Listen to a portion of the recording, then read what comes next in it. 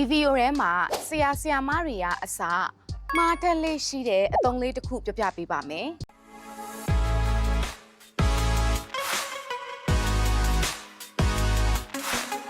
2 plus verb 1မှာအဲ့တော့ကိုက2 plus verb 1ဆိုပြီးစိတ်ထဲမှာဆွဲမှတ်ထားတဲ့သူဆိုရင်ဒီဗီဒီယိုလေးကိုမဖြစ်မနေအဆုံးထိကြည့်ပေးပါ verb တွေကနေစပြီးပြောရအောင် verb တွေမှာတူငယ်ငယ်လေးကလေးက verb 1 verb 2 verb 3ဒီလိုမျိုးတွေကြက်ခဲ့ကြတယ်အဲ့လိုမျိုးကြက်ခဲ့တဲ့အခါမှာ2 plus verb 1ဆိုပြီးတော့ဖြစ်သွားတာပေါ့နော်တကယ်တော့ verb တွေမှာ base form ဆိုတဲ့အသုံးအနှုန်းအခေါ်အဝေါ်လေးရှိပါတယ် base form ဆိုတာ verb 1 verb 2 verb 3ဖြစ်မလာခင်ဒီ verb တွေရဲ့ငကို original ပုံစံအတိုင်းကို base form လို့ခေါ်တာပါ verb 1နဲ့ base form နဲ့ဘာကွာလဲပေါ့နော် verb 1မှာက verb မှာ s ဒါမှမဟုတ် es ပေါင်းရတဲ့အခြေအနေတွေရှိပါတယ်ဥပမာ simple present tense ဆိုရင် subject ပေါ်မူတည်ပြီးတော့ verb မှာ s ဒါမှမဟုတ် es ပေါင်းရတယ်လေ I eat mango နဲ့ she eats mango ဒီလိုမျိုးကွာခြားတယ်လို့ပေါ့ base form ဆိုတာက s es ပေါင်းစရာမလိုတဲ့အခြေအနေတွေကိုခေါ်တာဖြစ်တယ်သူရဲ့နောက်မှာလိုက်တဲ့ verb ဒီ ses ထည့်စရာမလိုတာဖြစ်တဲ့အတွက်ကြောင့်2 plus base form လို့သုံးရင်သုံးဒါမှမဟုတ် verb infinitive လို့သုံးမှသာမှန်တာဖြစ်ပါတယ်ဥပမာလေးတွေကြည့်ရအောင် I like to travel every year ကျွန်မနှစ်တိုင်းခရီးထွက်ရတာကြိုက်တယ်ဒီမှာဆိုရင် to travel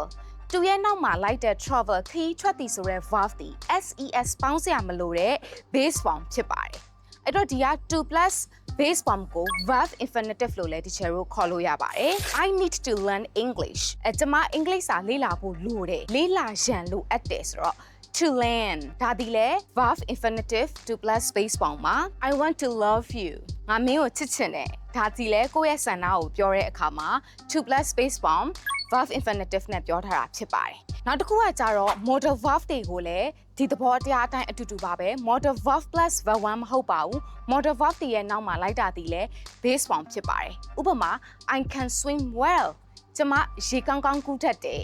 ဆိုတော့ can swim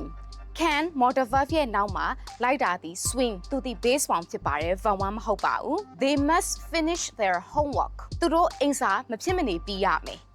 must finish must ရဲ့နောက်မှာလိုက်တာဒီလဲ base form ပဲအမိန့်ပေးတဲ့အခါဒီမှာသုံးတာ subject တွေမပါဘူးဥပမာတကားပိတ်လိုက် close the door ဒါဒီလဲ verb 1နဲ့စထားတာမဟုတ်ပါဘူး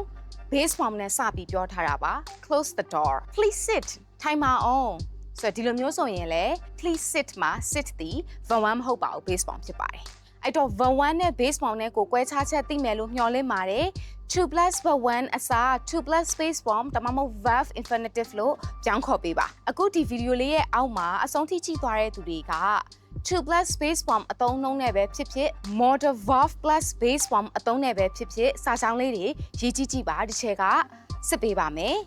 အခုလိုမျိုးသင်ခန်းစာလေးတွေလေ့လာချင်တယ်ဆိုရင်ဒီဖော်ပြထားတဲ့ Telegram Channel လေးကိုလည်း join လုပ်ပေးပါဦးနောက်ဗီဒီယိုတွေမှာပြန်လည်ဆုံတွေ့ပါမယ်ဒီချက်တန်းတွေစိတ်ဝင်စားလို့တက်ရောက်ချင်တယ်ဆိုရင် TikTok ကဆိုရင်တော့ content ads ကိုနှိပ်ပြီးတော့ဆက်သွယ်လို့ရတယ်လို့ TikTok bio မှာရေးထားတဲ့ Telegram account ကနေလည်းဆက်သွယ်လို့ရပါတယ် Facebook ကကြည့်နေတဲ့သူတွေအတွက်ကတော့ Messenger ကနေဆက်သွယ်မြင်မြန်စုံစမ်းတက်ရောက်နိုင်ပါတယ်